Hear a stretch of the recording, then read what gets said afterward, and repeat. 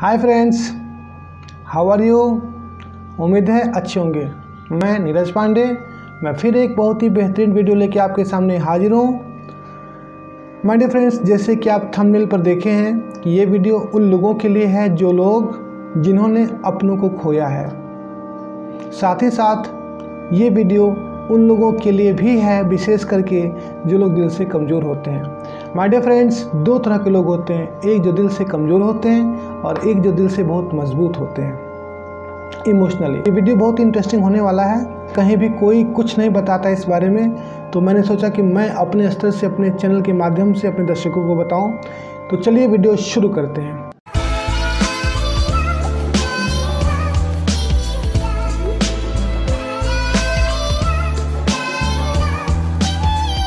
My dear friends, death, ये जो मौत होता है, ये एक सत्य है।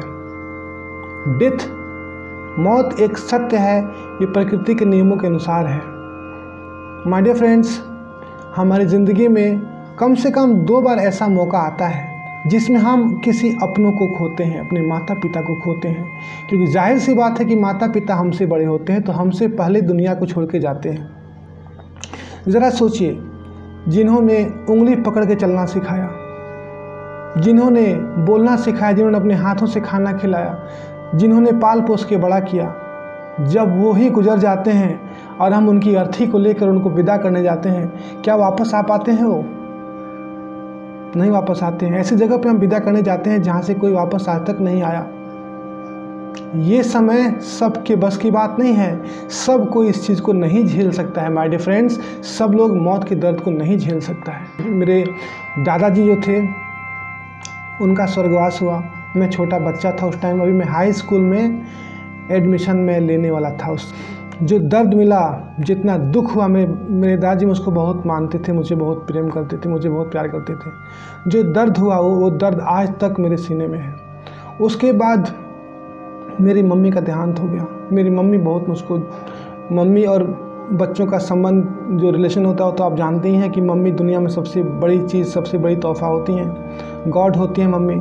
जो भगवान अपने बच्चों की देख रेख करते हैं, वैसे ही मम्मी लोग अपने बच्चों की देख रेख करते हैं। मम्मी का देहांत हुआ, वो दर्द भी ऐसा भयानक था जो काटे नहीं कट रहा था। लेकिन मैं प्रकृति के नियमों के खिलाफ़ नहीं हूँ, मैं गॉड के नियमों के खिलाफ़ नहीं हूँ, लेकिन कभी कभी ये जो सच्चाई है बहुत दर्द देता है। माय डियर फ्रेंड्स, तो अगर आप भी किसी अपनों को खोए हैं हाल ही में या पहले कभी, तो चूँकि इस चीज़ को कैसे कोप अप किया जाए, इस चीज़ को कैसे फेस किया जाए, ये कोई नहीं बताता है, तो मैं बता रहा हूँ।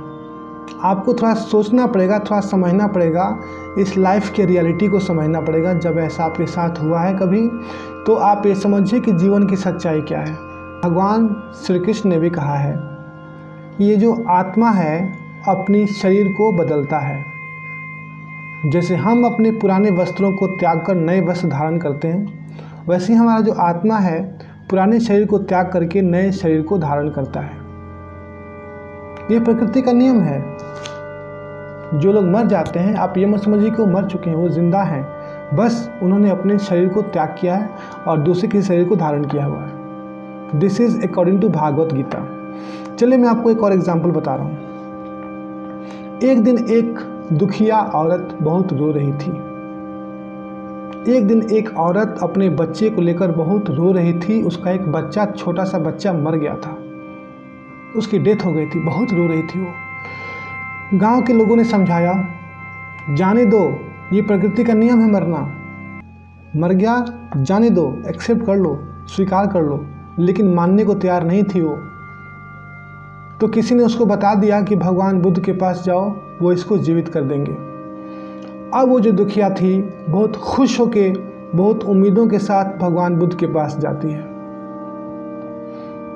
भगवान बुद्ध दूर खड़े थे, जाती है, बहुत रोने लगती है। भगवान बुद्ध बोलते हैं, क्या समस्या है? बोलती है कि प्रभु, मेरा जो बच्चा था ये मर चुका है, इसको जीवित कर दीजिए, मुझसे दुख सहन नहीं होगा, मैं अपने बच्चे को मृत नहीं देखना चाहती हूँ, उसको जीवित कर दीजिए, एक ही मेरा बच्चा है। भगवान बुद्ध ने कहा, मैं जीवित कर दूंगा, रो मत, अब तुम खुश हो जाओ। मैं तुम्हारे बच्चे को जीवित कर दूंगा, लेकिन एक शर्त है, तुम्हें एक काम करना पड़ेगा उसके लिए। उस दुखिया ने कहा, मैं कुछ भी कर सकती हूँ, मेरे इस बच्चे को जिंदा कर दीजिए।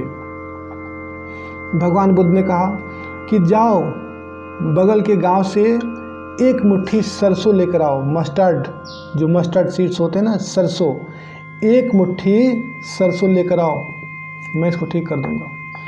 लेकिन सरसों ऐसे घर से ले आना जिस घर में कोई आज तक नहीं मरा हो। बहुत खुश होती है, जाती है, गांव में जाती है, किसी के घर को नॉक करती है, निकला, क्या बात है, तो मैं एक दुखिया हूँ, मेरा एक बच्चा मर गया है, उसको ज़िंदा करने के लिए मुझको थोड़ा सरसों चाहिए, किसी ने सरसों मांगा है, तो ठीक है ले लो, लेकिन एक बात है कि आपके घर में कोई मरा तो नहीं है ना? अरे क्या बात कर रही हो, अभी तो पिछले साल मेरे पापा जी का देहांत हो गया। ओह सो सॉरी, तो आपके घर से मैं सरसों नहीं ले सकती। चली गई दूसरे घर में, थोड़ा सरसों दीजिए, आपके घर में किसी की देहांत तो नहीं हुई है ना? क्या बात कर रहे हो, मेरी मम्मी का देहांत हुआ है अभी 2 महीने पहले, माफ़ कीजिए। तीसरे घर जाती है, थोड़ा सरसों दीजिए, ठीक है ले लो सरसों। एक बात बताइए, आपके घर में किसी की देहांत तो नहीं हुई है ना? अरे क्या बताऊं, मेरा भाई था, एक्सीडेंट में मारा गया, उसकी डेथ हो गई। चौथे घर जाती है, 5वें घर जाती है, सब घर घूम लेती है, उस गांव में कोई भी ऐसा घर नहीं था जिस घर में कोई भी मरा नहीं हो। 2 महीना पहले, 3 महीना पहले, 2 साल पहले, 10 साल पहले, 20 साल पहले, कभी न कभी तो कोई ना कोई तो मरा ही था। उस गांव में ऐसा कोई घर नहीं था, पूरे शहर में ऐसा कोई घर नहीं था जिस घर में कोई आज तक मरा नहीं हो। उसको सरसों नहीं मिल पाता है। आती है, बोले भगवान बुद्ध, लाओ सरसों, लाए हो? नहीं महात्मा। क्यों? महात्मा सरसों तो मुझको बहुत मिल रहा था, लेकिन ऐसा कोई घर नहीं मिल रहा था जिस घर में कोई आज तक मरा नहीं हो। भगवान बुद्ध ने कहा, देख लिया, जब पूरे गांव में और पूरे शहर में मौत से कोई बच नहीं सकता, फिर तुम कैसे बच सकती हो? मौत हर किसी को आता है, एक सच्चाई है, तुमको एक्सेप्ट करना पड़ेगा, तुम इसको स्वीकार करो।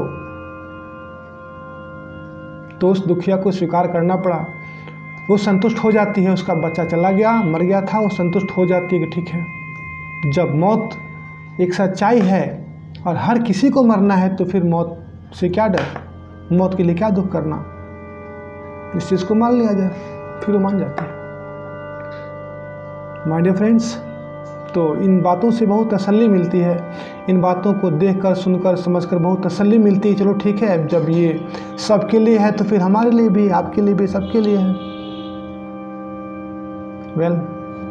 अगर आपके साथ ऐसा दुर्घटना हुआ है, भगवान न करे, लेकिन प्रकृति का नियम है, सबके साथ होता है, तो अगर आपके साथ हुआ है तो आप दुखी मत होइए, आप संतुष्ट हो लीजिए, क्योंकि ये प्रकृति का नियम है, भगवान का ये विधान है, सबके साथ ऐसा होता है, सबके साथ ऐसा होता है, कि आप ही ऐसे नहीं है। ठीक है माय डियर फ्रेंड्स, तो आई थिंक कि मैंने कुछ हेल्प किया, मैंने अपनी बातों को शेयर की, तो बहुत लोगों को कुछ हेल्प मिलेगा इससे, बहुत लोगों को थोड़ा सा संतुष्टि मिलेगी।